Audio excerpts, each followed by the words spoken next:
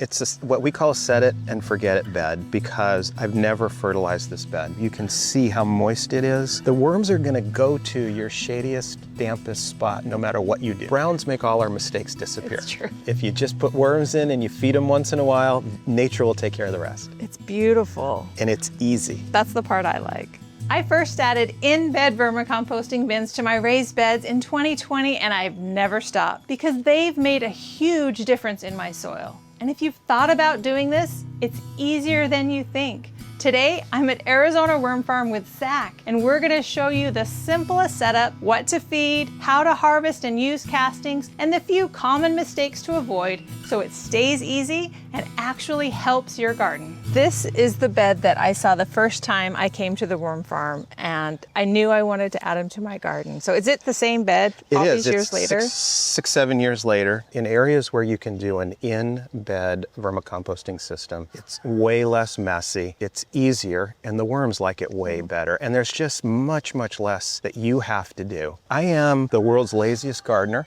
and so anything I can possibly do to reduce the amount of work that it takes to produce results, I'm on. People don't believe me when I say I don't use a lot of fertilizer, but it's true. The worm castings from in-bed vermicomposting bins give my garden just about everything it needs. I killed my worms. I came here for a class and I killed all of my worms. Yeah. And that's why when I saw this, I thought maybe I won't kill the worms. Most people find the bin slightly challenging. You need to keep the acidity levels correct. You need to keep the water right, and you need to keep the temperature right. They can't leave those plastic totes. Right. But they can leave this bin if the conditions aren't right or if they need something that we're not giving them in the bin. Right. They'll find their happy place. They'll find the place that's the coolest, the dampest, the most hospitable for them, and they'll hang out there. In-bed bins take a lot of the guesswork out of worm composting. It isn't a closed system, so worms can play a part in making sure their needs are met. The other thing that's really cool, worm cocoons are viable for a really long time, year and a half. So if a worm gets stressed in your garden, you go away on vacation, you forget to water it, your automatic system breaks, the worms will sense the stress, they'll produce cocoons, and those cocoons will just sit there until the conditions come right. So June, July, August, you stop gardening, the worms themselves will die, but they'll leave cocoons. September, you come back and water your garden, all those cocoons will hatch and the worms will be back. Each worm can produce a cocoon a day or two when they're stressed, and each of those cocoons can have 3 or 4 babies in it. So you can actually come back with more worms in September, October than you left with in May or June. And so that's why during the summer, sometimes you'll see that there aren't really any worms in the bins. And I actually use mine as composting, not vermicomposting bins during the summer. You know, we run 50% shade screen here. If your plants are happy, your worms are probably happy. If you don't see them in your bin, it's probably because they've moved a couple of inches deeper. They've moved to where they're finding water. They're trying to stay cool. If you touch your soil in the summertime, the top can be 100, 110 degrees. 6, 7 inches deeper, it can be in the 80s, and 80s are fine for the worms. Usually here it's towards the end of July where we have overnight temperatures that stay above 100. I don't even want to think about that. And that's really hard on the worms. Your soil will start to get warmer. That's the month or two where we worry about them. You can freeze those greens, let them get hard, and use those to feed them. It'll help cool the bin. You really only need to worry about it for a week or two. If you don't want to garden over the summer, we recommend you plant sweet potatoes and put them on an automatic timer, some sort of cover crop, but sweet potatoes are awesome. They grow all summer long, thick, lush cover. They keep the soil cool, they keep microbes active, and then in the fall, you get sweet potatoes. But what about in really cold climates? Yeah, so surprisingly, worms do fine in cold climates if you do the right thing. And what that is before the first hard freeze, stack a whole bunch of food waste and cover it with browns. So you want to So several inches of food waste. Yeah, 4, 5, 6 inches of food waste, and then cover it with browns, cover it with mulch. You can put a blanket over it if you want to. So thick mulch too, a thick waste, thick mulch. And then just leave it alone until springtime. The worms will do fine in there, they'll multiply, come back in the springtime, and springtime varies. I've been in places where springtime doesn't come till June 15th. So whenever springtime comes, you take the top layer off, and what you're likely to see is lots and lots and lots of worms because they'll multiply in there. The compost will keep it warm enough, it won't freeze, and they'll be fine. Now, the caveat to that is there's always exceptions. If you live in Juneau, you probably have a different of problem. But the same thing is going to happen there in reverse. When the worms start to get too cold, it stresses them. They'll produce cocoons. Even when it's cold, they'll produce cocoons. Absolutely. And the cocoons, again, are made to last. Yeah. And so the cocoons will just hang out there until it's time to hatch. I had no idea that cocoons last that long.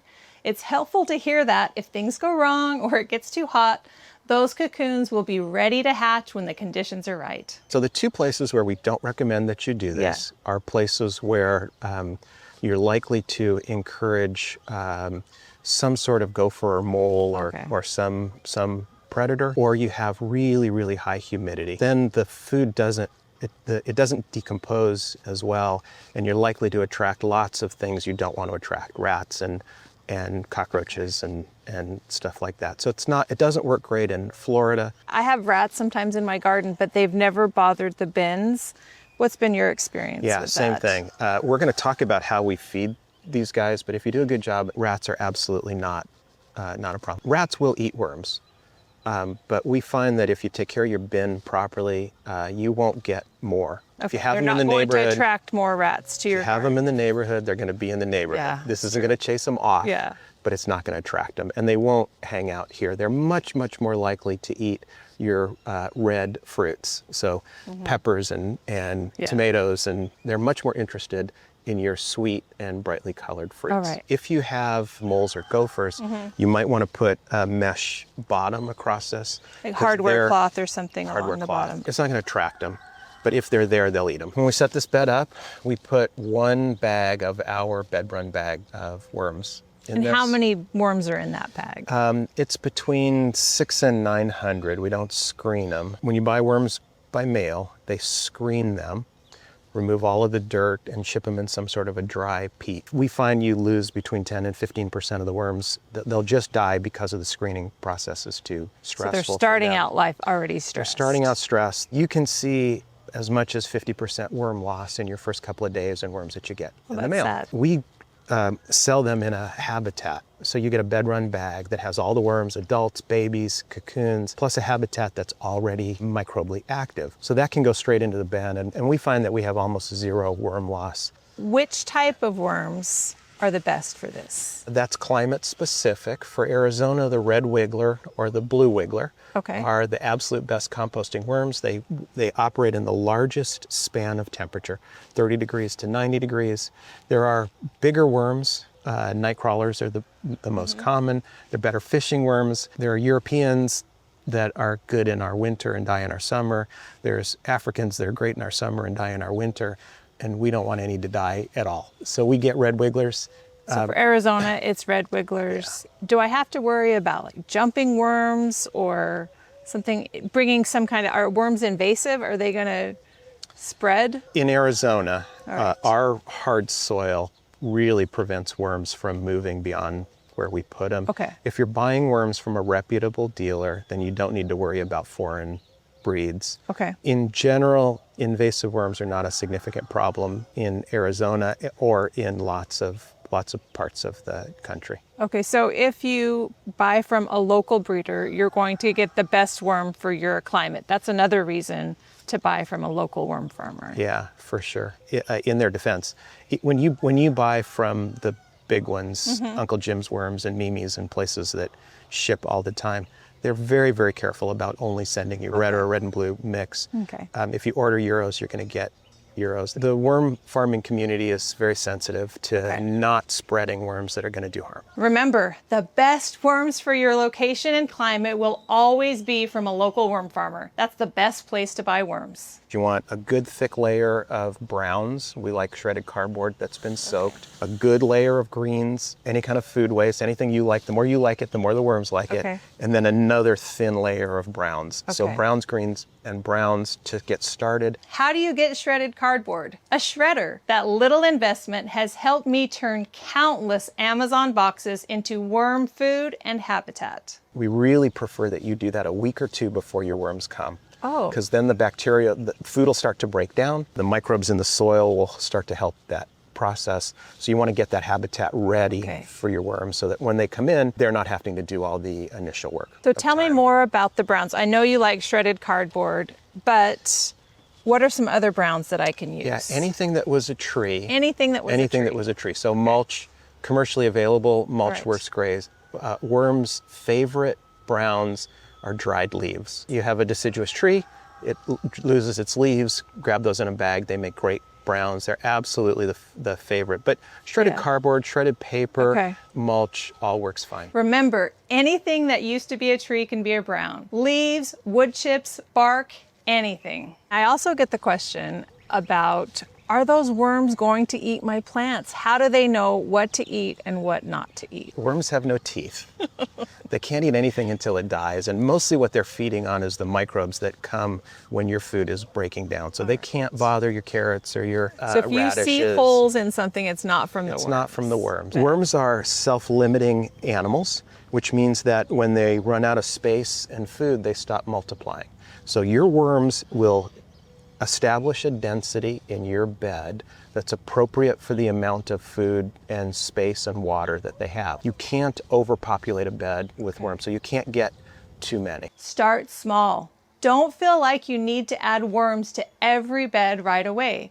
Add a couple, and when you're ready, use the worms from your bed to start more bins. You'll only need to add worms once. So you said about an inch of food scraps. Yeah, so and how often am I feeding them? In general, about once a week, they'll consume about an inch of green and an inch of brown. If we come back in a week or so and there's still a lot of greens, we can just skip it. If it smells or if it's kind of goopy, it's enough food. But if the greens aren't decomposing, if we cover it with browns, browns make all our mistakes disappear. It's true. This system is forgiving. If things aren't going quite right and they're off balance, add some more browns, let things come back into balance, and the worms will come back into the bins. Are there any foods I should not put in my worm bin? We don't put meat and cheese in our worm bins. It'll smell and it'll attract rats. In a contained bin, we worry about the acidity of the bin. And so we don't put tomato juice, we don't put citrus, we don't put onions. In a bin like this, worms love onions. Worms love citrus. I have no hesitation at all in putting it in. Again, balanced diet is better for us and it's better for them. We're trying to emulate nature. And if you think about what happens under an orange tree in nature, it all gets decomposed. It does. Something eats it, it breaks down, it becomes food for the next generation of trees.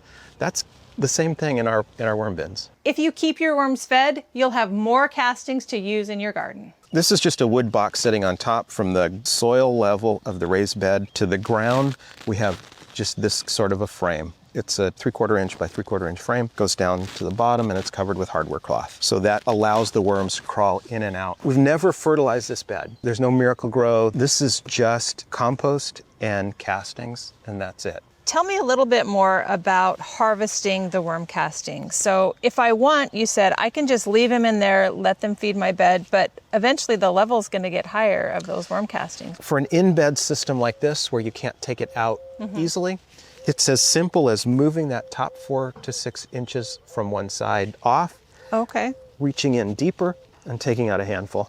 Look at that. And that's castings that can be applied anywhere. Now, one of the things you'll see, one of the things I notice is there's a worm in there. I would just go ahead and apply that to wherever I was applying it. It won't do any harm. It'll only do good. Worms in here, actually. Yeah, again, that just shows you how lazy they are. They're supposed to come up towards the top. Sometimes they hang out in there because they're comfortable there. Now, if you're concerned, you're putting this in a house plant and you don't want the worms there. If you take this and put it on a table in the sun and just leave it for an hour or so, the worms will move down to the absolute bottom. Then you can take the top 3-4 inches off the top and use it. There won't be any worms in it. The worms will be down at the bottom. You just grab them and put them back in your worm bin. When you buy castings in a sealed plastic bag and they dry out, the live active microbes, they die. The good microbes can't survive in a dry, air-free environment.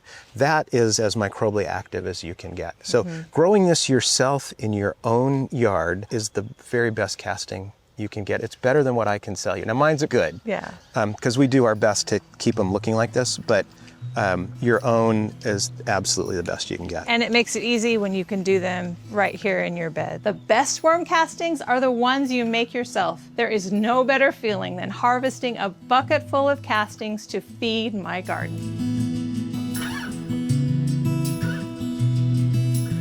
This is a much deeper bed and it has a different system in it. Tell me about this one and what you like and maybe what you don't like about this one. Yeah, so this is a Vigo bed. It's metal, and we bought it really just to test it. A lot of our customers like it. It's a very popular garden bed, easy to use.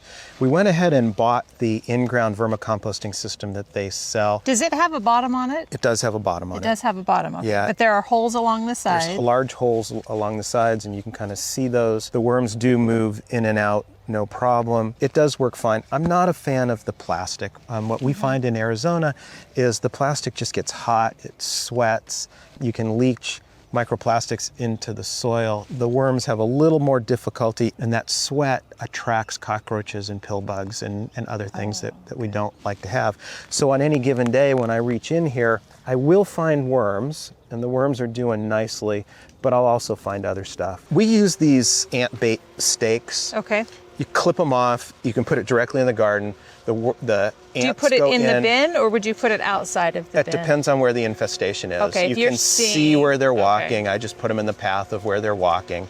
They'll go in there, they'll consume this, they take this back to their nests, and the ants go away within a day or two. It's not harmful to the worms in this setting, doesn't impact any of the vegetables that we're eating. If you see one ant, you don't need to use this, but if they're out of control or the populations are too high. That's exactly right. Okay. All right, so if you've got ants, that's what you do. What are some of the other pests that you might see? So if you have too much greens and not enough browns, if they got too wet, you'll attract gnats. If you haven't covered it well with browns, then you can get these pesky little flies. In settings where we have them, if fungus gnats, white flies, any of those kinds of things, we'll hang these. Yeah, pay attention to it. And it gets it'll tossed. it'll get covered, right? And then switch it out, and then you'll be able to see when the numbers go down. Right, because what will happen is that all of the breeders get attached to this. You throw this away, they stop making babies. All right. Plus, at the same time, you're remembering to add browns, and so they have no place to lay their eggs, and they'll go someplace else. So getting it back into balance. We're going to get it back into balance. DE is just shells that are crushed finely. This is just a white powder. It's not harmful to anything except insects that crawl. All right. Right? And what it does is they'll ingest it, it cuts up their insides, and they just pass on. I often will see pill bugs in mine. Are they just part of the process like cockroaches? Yeah. But if you see a lot of them, should you try and use this or should you just not worry about it? Right, so I don't worry about it, but they don't bother me. Okay. So if they bother you, you can absolutely do this. The one tip, it only works when it's dry. Right. So you need to reapply it fairly frequently. Some of the issues that we have in Arizona may not apply to other climates, but we always have issues related with heat. So that's good to know about this bed. This bed also doesn't get fertilized, stuff grows fine.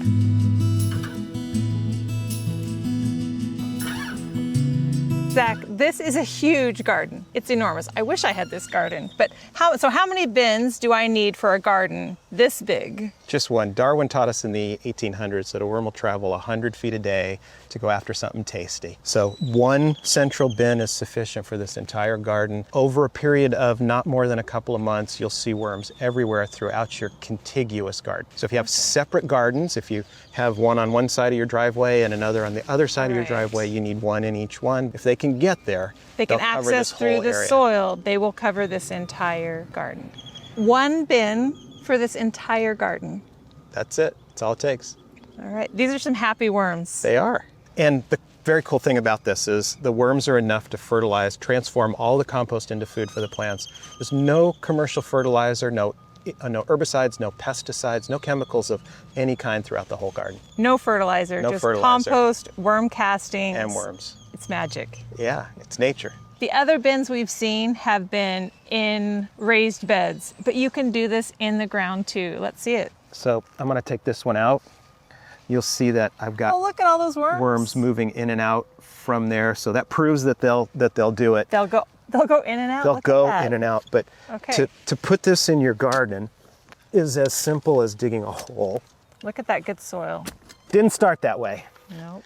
Dig a hole, put in the basket. We like it to be deep enough so that it's level with the soil.